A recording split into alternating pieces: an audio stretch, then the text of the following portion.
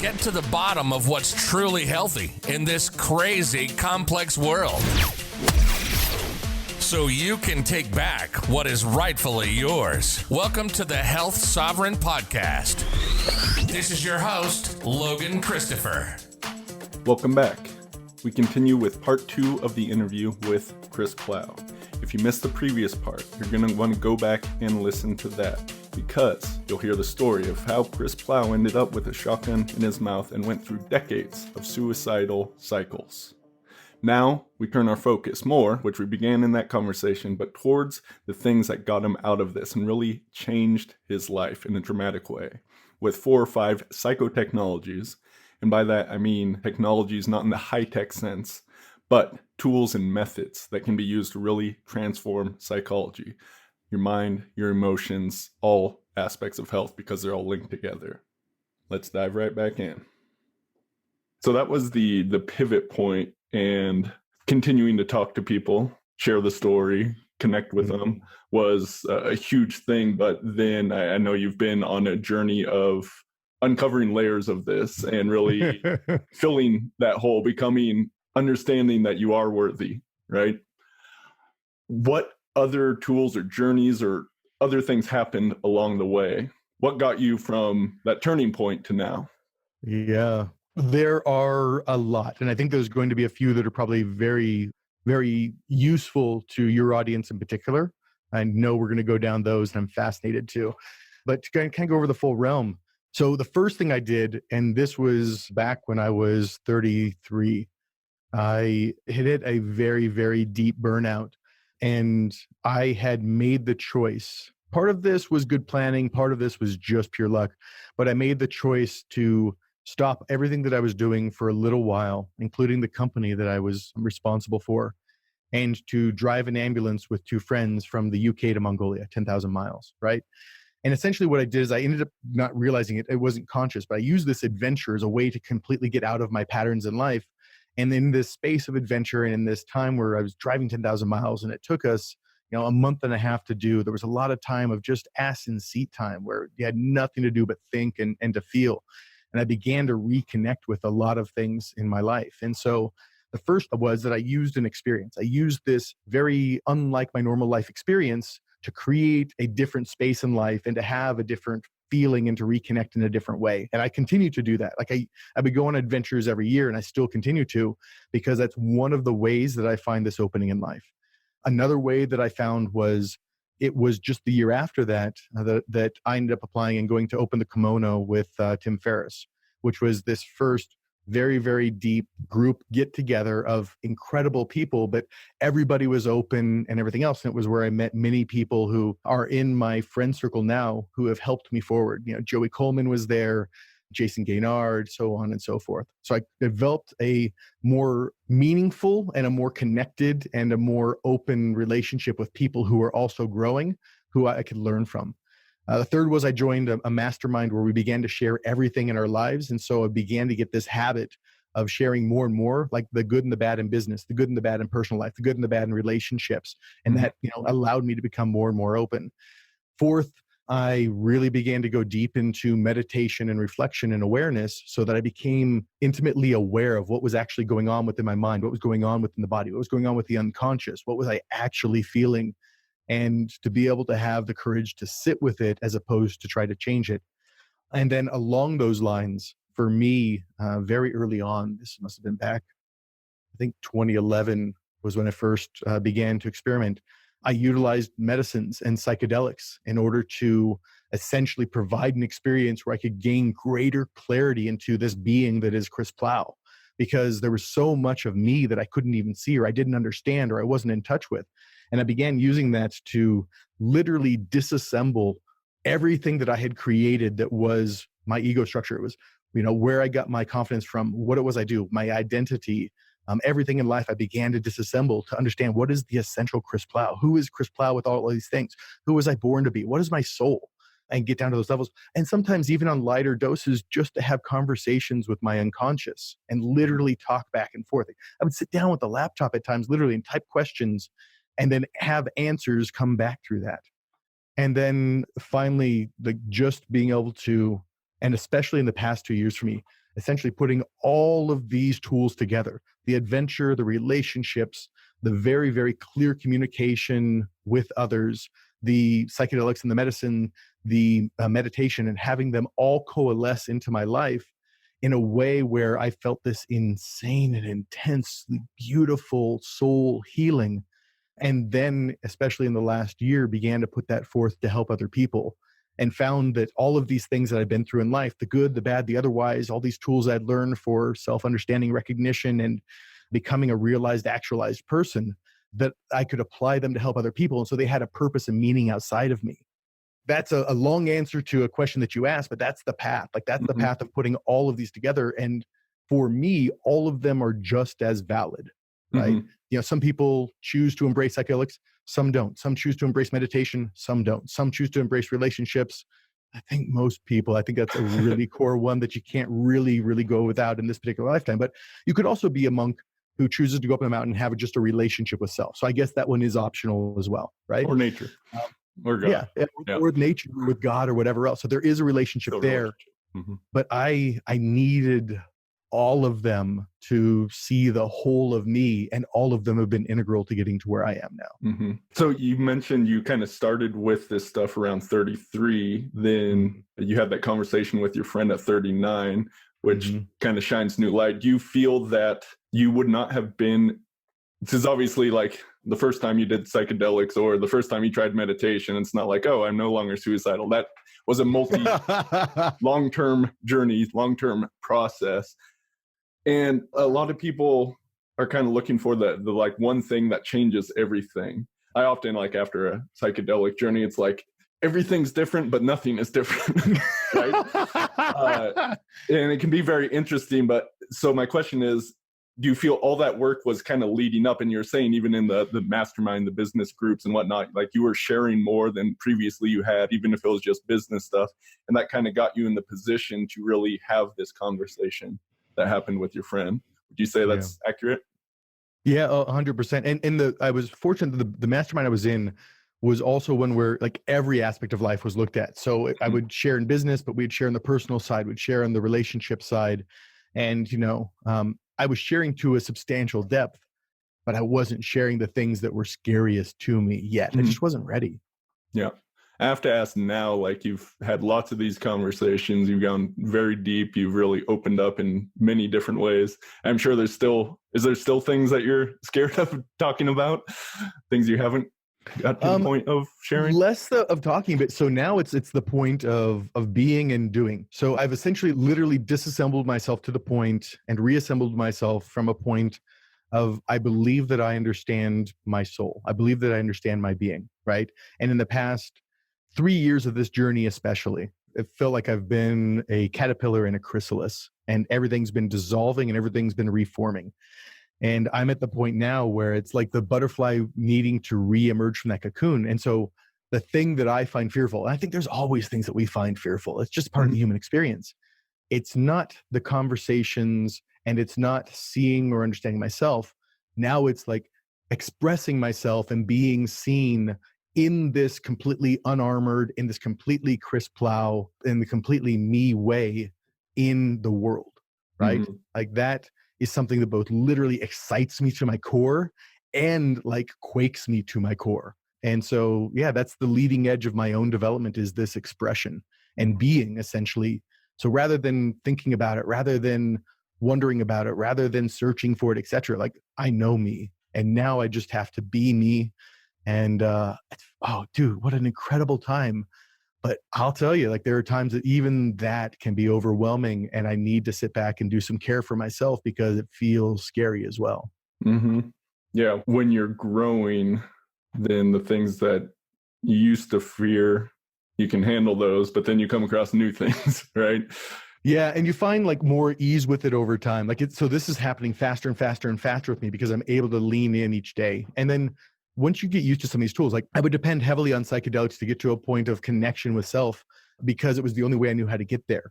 But over time, you know, between developing the neural pathways and understanding the path there and everything else, like I found ways back just through meditation. And I have meditations that take me into that very similar state, even to the point where my visual field can begin to be affected in an almost psychedelic way, just for meditation, right? Or the moments that I wake up in the morning and that little brief few seconds or minutes from when I awaken to when the mind is like fully there is this beautiful space. And so I've essentially created a life where I have just a lot of at-bats. So rather than I'll journey, once a week or once a month or all these, different things that I would do over time, like I get to do this daily now. And so in this daily practice, I get to make progress daily, and I get to face these things daily, and I get to care for myself daily, and I get to feel connected daily. And it moves faster and faster. And I've learned that each time I do this, that even though in the moment it feels so scary, it almost feels life or death at times, that just on the other edge of that is this enormous relief.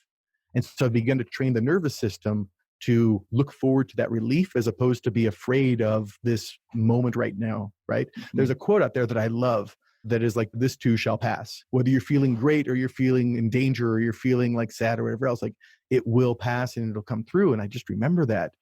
And so then it allows me to stay with it. But along there, the thing that's shifted for me, and I know I'm going on a little of a tangent, but I think this is a really, really important note, is because I was so highly driven before. Like I would push myself to do things. When I went to, jump off cliffs in New Zealand or do bungee jumping or whatever, like I would literally just force, like it was like pushing my body, like we are not going to stop. We're going to do this.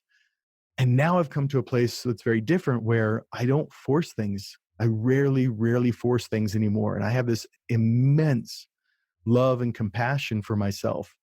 And that means that I'm actually caring for myself in the process of doing these things, and that the internal, emotional, very raw me feels more cared for. And so it's more willing to lean into these things.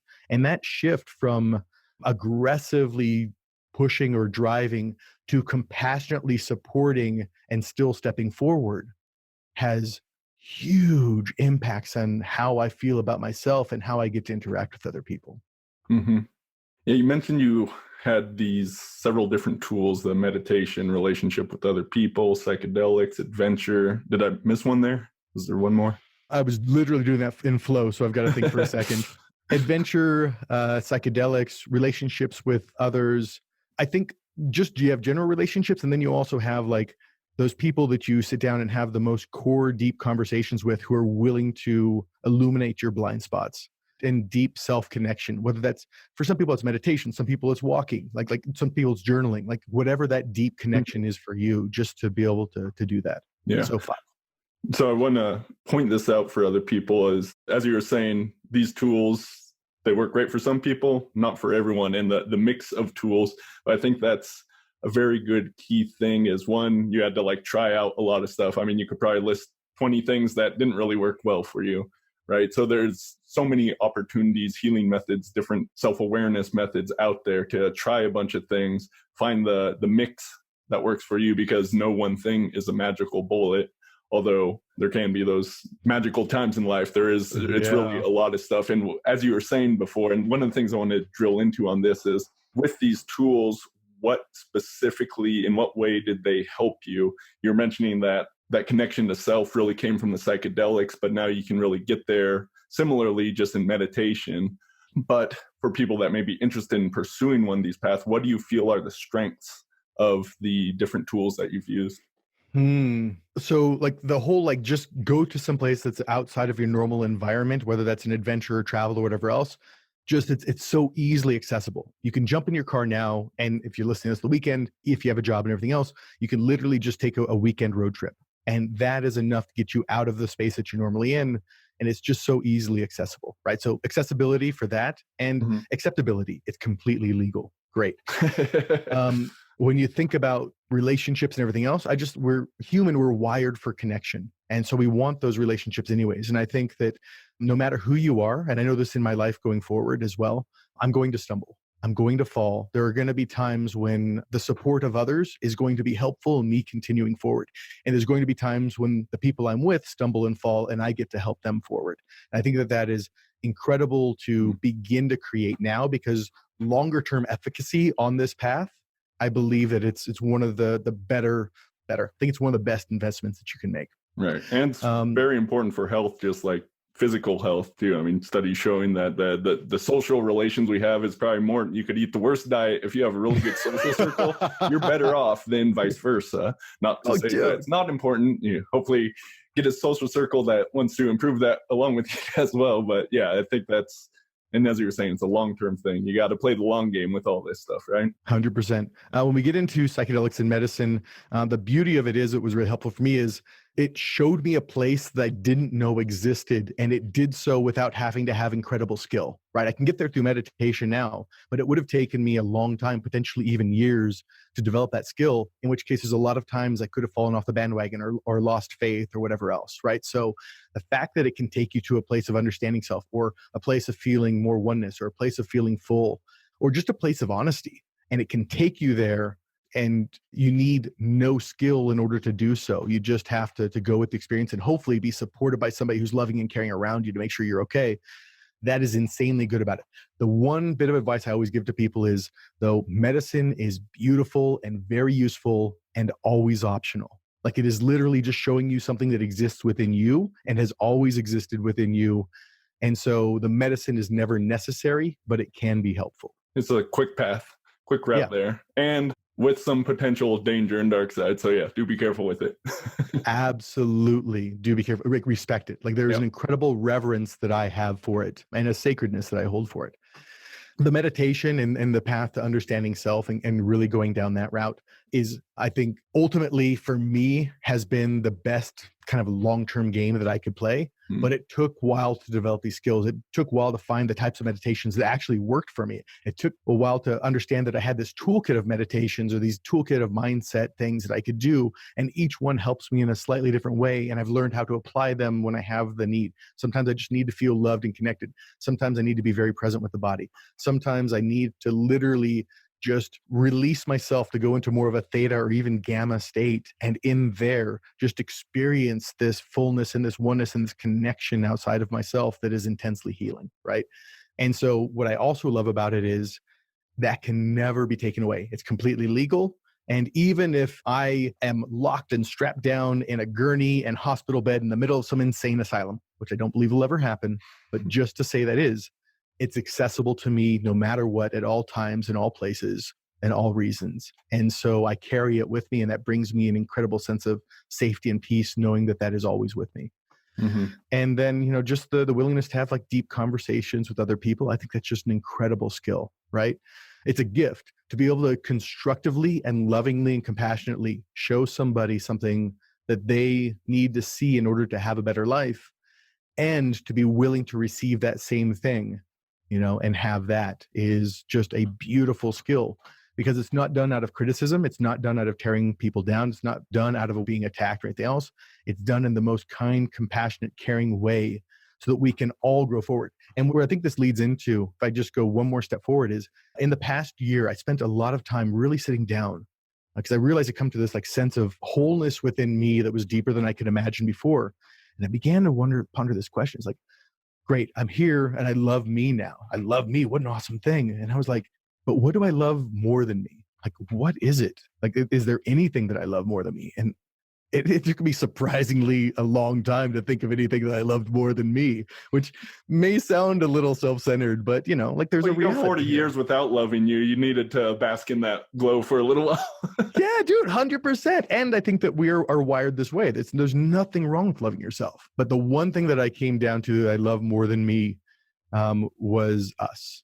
Like, that's the only word that I can think of. And I mean us as humanity. I mean us as my friends. I mean us as those who choose to step forward and explore and grow.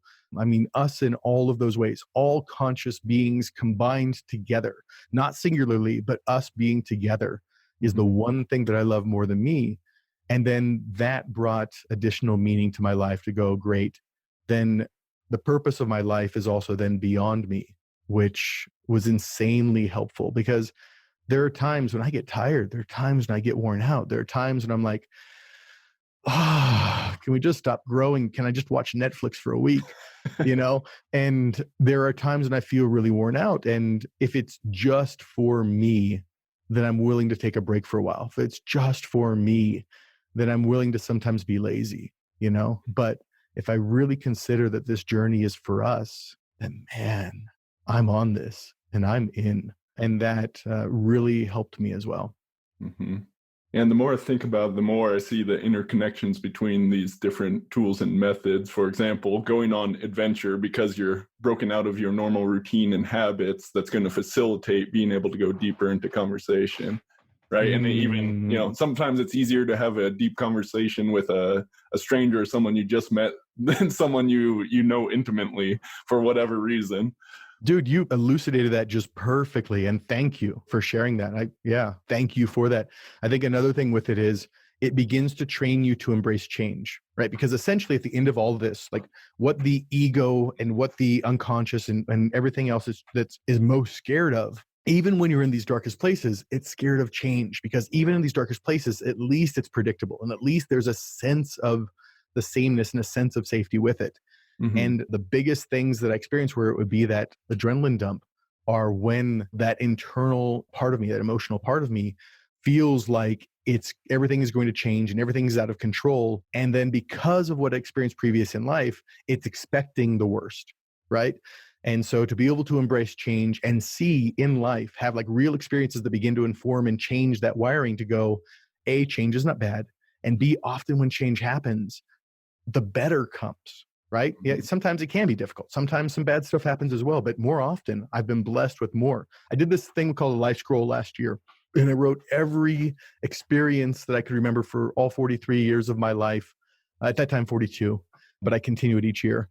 And here's the places I lived. Here's the emotions I remember feeling. Here's some key moments happened. But I also went through and wrote down like the hurts and the blessings. Like the hurts were the things that just hurt me more than anything. Blessings, blessed me more than anything. And both affected my life very, very dramatically. And there's more to this now, but for the one part that I'll share in this moment I think is helpful, when I finally went down and listed all the hurts versus blessings, I had at that point 47 hurts in my life. And I had, I believe, I might be a little off in this number, 137 blessings. And so they're literally 3 times as many blessings, right? And to see that brought a deeper awareness that change, because these were all change makers within my life, the change was 3 times as likely to be positive as it was negative. And that began to allow me to more consciously rewire my operating system and my neurology and my nervous system to expect the positive, even while preparing for something that may not be positive. Mm-hmm. Yeah. And how many of those hurts became blessings? Dude, so thank you. I will go full in. Like I sat down with each one. The first I sat down with was my father, biological, natural father, choosing not to be in my life. And as I wrote about it, like I got to the end of it and I was like, oh crap. I'm like, this was actually a blessing. Like it was a blessing. And I felt it, not just intellectually, because there's an intellectual knowing, there's a deep body knowing. I was like, this is a blessing. And so I literally wrote about all 47 of those hurts, and without forcing it, without expecting it to turn one way or the other, every single one of them became a blessing. And I just realized I've then now at that point had, over 200 blessings in my life. Some of them happen to be a little painful. Some of them have to be a little pleasurable, but that was the only difference. Every one of them was crucial to me being here. Every one of them led to a better place in life. Every one of them I was insanely grateful for. And that further shifted how I look at life as well. And has been insane. I can feel it in my chest right now as we're talking. Like I feel this expansion happening even in talking about this, like deeply, deeply rewarding. Mm-hmm. Of the psychedelics, there's a wide range out there, and I know you have some experience across a good many of those. Different ones, just like these tools we've been talking about, meditation versus psychedelics versus conversations, all this, they seem to have like a kind of sweet spot where they help the most. And they all tend to bring awareness of self and some different things like these, especially if used in that manner. But could you pinpoint maybe like a few of the ones you've used most, had best success with for yourself as well as other people? Yeah, hands down, the one that I've had the most experience with and the one I just had the most access to and I developed the most trust with was psilocybin. Psilocybin is the one. I found 2 things. One is that it showed me truth and allowed me to connect to my unconscious and to see reality more clearly outside of the lens that was allowing to fog things up. But that it also brought pleasurable experiences. One of my first experiences with it, and I didn't know anybody who did these things, so I had to teach myself. So I was playing with like very small doses, playing up. One of my first decent experiences, I sat down to watch Being Elmo on Netflix. And it's this guy who like spent his whole life puppeteering and everything else and got to become Elmo. And the beautiful thing about the story is you get to see somebody doing the thing they love and bringing joy to the world and everything else. And I just remember feeling so full of joy for this person and so full of love and everything else. And that was a formative experience with that medicine because it brought all those feelings into my life in such a deep, visceral way. So very, very helpful for that. And because depending on your dosage level, you can have very different experiences. Mm-hmm. And for me, hands down, the most impactful and the most trusted. LSD, I had some experiences with, it doesn't feel as comfortable to me. It feels digital. And so it's not a favorite, but it has brought truth in just lifting the veil without bias is what it feels like. It's like amplifying me versus putting me into contact with some other type of intelligence. MDMA is, and people should look up studies on this, incredible for what it can do for releasing trauma. It is incredible. Like the effect it's had with people with PTSD and long-term trauma over the course of 1 or 2 therapeutic sessions, doing it in, with therapy, with a therapist in this guided place is incredible. And I'm gonna get this statistic wrong, so please people look it up for yourself. But it's something like, 80% of people treated saw a reversal of their PTSD symptoms permanently in 1 to 2 sessions. Like it is that dramatic and that powerful. And then there are others out there. You've got San Pedro and the Cactus. You've got the Eye of Vine. I've had some experience with that, but I'm actually going to have a deeper experience later this year, traveling to a place where it's legal to do it. That's another little note I'll put on this is, there's questionable legality on these things. And I just warrant people to please be careful. I personally believe that it is a God-given right. Whatever you believe God is, doesn't matter to me. Like I believe it is wholeness and oneness, but it's a birthright. We'll use that word to have a direct and loving and understanding connection with our own consciousness. Mm-hmm. And so that's the way I see with these things. As I become more and more public, I've chosen then to ensure that I am always on the right side of the law so that I can talk about these things openly, cleanly, and clearly and know that I'm not in danger of being incarcerated. But as you're exploring, please be careful yourself because in some places these are legal, in some places they're not. They are becoming more and more legal even in the US. And so I would encourage you to explore the places where they are so you can truly explore without the fear of repercussions. Mm-hmm. And then a 5-MeO, which is the toad and is the most powerful psychedelic that there is. I've had an interesting relationship with that one where my first experience with it, I was very locked in and the ego and myself were very afraid and terrified of going. And I was actually administered twice the normal blast off, wide off out dose in total and refused to go. And instead of like going off to, explore another universe or another reality or another dimension, I literally went into every cell of my body. But I also found that insanely healing and insanely comforting. And so the reason I share that is just to say, just because one person has had an experience on one of these medicines does not mean you're going to have the same experience. They are so dependent upon your mindset. They're so dependent on your view of the world. They're so dependent on your setting. They're so, set and setting, which you'll hear over and over again. They're dependent upon your biology. They're dependent upon your diet. They're dependent upon all of these things. So the willingness to do this in a place where you feel absolutely safe and cared for, in the place when you're in a good mindset and you know that you're going to be okay, and the ability to release expectations that just because Joe had this experience or Chris had this experience does not mean that I'm going to have this experience. And instead, I'm willing to allow this to take me to where I need to go to best heal will serve you very, very well. Mm-hmm. Yeah, I'd say ditto to everything you said there.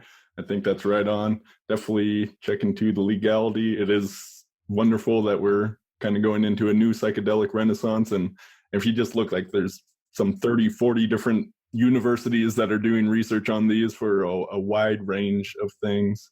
Like you, Chris, psilocybin has been my go-to. The main one I have received tremendous benefit from. I found it really good to like handle addiction as well. And there's some research on that. And in doing, I also want to say, find someone that is skilled in administering this, whether that is a therapist or like a shaman. And you can also do self-directed, but be very, very careful with that. I have done that and also burned myself doing that. So you do very much want to be careful. But I think because it is such a helpful tool for so many people, I'm happy to see that more research is being done, more people are understanding this, and it's a subject we'll be covering more in future episodes of this podcast. Beautiful. And as have I. Like I most of my stuff was all self-directed in the beginning because I didn't know anybody else. And quite honestly, at the point I didn't trust anybody else. Well, the legality also makes that harder and kind of forces it on people. And so just be really careful with that. The last thing I'll say on it, and this is a personal point of view. If you're listening, you do not have to accept this. I always believe this with my points of view. I'll share them, but it's all completely on to you as whether you take them on. But I believe we are entering this new psychedelic renaissance. And I believe that in doing that, each of us has some responsibility to be very responsible with these so that they aren't used in ways that lead towards them being completely cracked down upon and completely made illegal again. And we have to wait 20, 30, 40, 50 years before we get this chance again. So be careful with them and use them with respect and the sacredness that I believe that they warrant, and use them carefully. And the other bit about this is it's an incredible experience. So whether you're going into this adventure or you've had a life-changing event, like I lost my parents at a point in my life, and that was a life-changing event, or you go on a psychedelic journey, you have that life-changing event, all of these things essentially break this moment of awareness and this openness to you, and you get all of these insights and everything else. But I'll be brutally honest with you. You don't get any gains until they've been integrated into your life. It's like having a beautiful dream and a lot of inspiration, but all of the gains are made during integration. So to make sure you take the time to not just, great, I get to go on another journey in a few days or a week or a month or whatever else, to like process and, understand the lesson and integrate it and make some shifts in the patterns in your life and everything else so that you're ready for the next one. And quite honestly, I know, some people go like full into this, and I have. So I'm completely preaching from a point of having been there, where it's like, okay, great. Every week, we're doing this every week. We're going to run through this. I'm a driven person. So are many people listening to this. Level up faster. Level up faster. That's completely unnecessary in most cases. And counterproductive.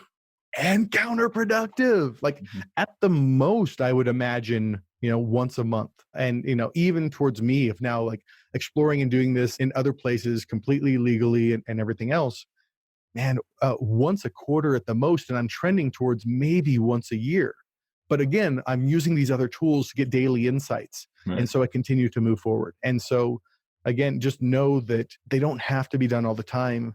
And like you really make all your gains during integration. And please be responsible, both because I love and care and I want you to be well, and because I want humanity to continue to have access to these tools for as long as possible. Right. Yeah. And I feel that's another reason why you need multiple tools in your toolbox, right? The meditation, journaling, a bunch of different things, relationships with people and communication. Those are tools that are then going to help you ground out an experience like this. And it doesn't just have to be psychedelic. Same thing if you go on some wild, crazy adventure, right? You need to ground that into your experience in order for there to be lasting change. As I said before, sometimes it feels like everything's different, but then you get back to your life, you get back to your normal routine and nothing is different. It is like grounding practice that allows you to take those ethereal things, those wild thoughts, those embodied experiences, those state changes, the different things that occur, and be able to really bring them forward in your life. Well said. And along the way, try to remember to have a little bit of fun as well, right? Like this experience of life, I believe, is meant to be joyful, even though we often have suffering in it. And I know that I have a propensity to get very serious with these things. And okay, I'm going to do this work. Like find the joy in it as well, and allow it to be light, and allow yourself to laugh at yourself and the silliness of it all. And I think that that's going to make the journey a lot more fun as well. I know from experience, it's going to make the journey a lot more fun. Maybe you'll be let in on the cosmic joke. The cosmic joke is we're here. All right, Chris, this has been an absolute blast. We've actually gone a little bit over an hour. Any final thoughts or anywhere you want people to head to check out more information? I know you got a book coming down the pipeline, though that may be a ways out. Yeah. What do you want people to know? Yeah. So I'll be brutally honest. I'm just beginning to kind of like come out into public about a lot of these things. So if you want to like reach out to me or see some of the stuff I'm doing, chrisplough.com. It's very much unformed, but it will continue to be formed throughout this year. I'm writing a book about the story and the process I found out of suicide and depression in order to help people with that path. That will be released this year. And more than anything, please just be safe, be kind, be caring with yourself, be compassionate with others as much as you're able to, and grow, explore, experience. My hope in this world for me is that I get to be me as much as possible. Chris Plough gets to Chris Plough his little butt off and just enjoy Chris plowing around this world. And for each person, I want them to do the exact same thing. I want you to be you, and to you, like the action of being you, as much as you want in this world, and to have that freedom. And that's my wish for you. Excellent. Well, thank you so much, Chris. I'm sure this podcast will help some people. And if you've been listening and really enjoyed this, spread it around, reach out to Chris, reach out to me, let us know. Thank you for listening. Thank you. At Lost Empire Herbs, we guarantee our herbs will change your life or your money back. More energy, mental focus, better sleep, sex, hormones, workouts, and more. Unlike the vast majority of supplements out there, with us you can notice a feelable difference to perform at your peak, or you don't have to pay for them. That's what performance herbalism is all about. Get started by going to lostempireherbs.com and take our new quiz to find the right herbs for you. This is thepodcastfactory.com.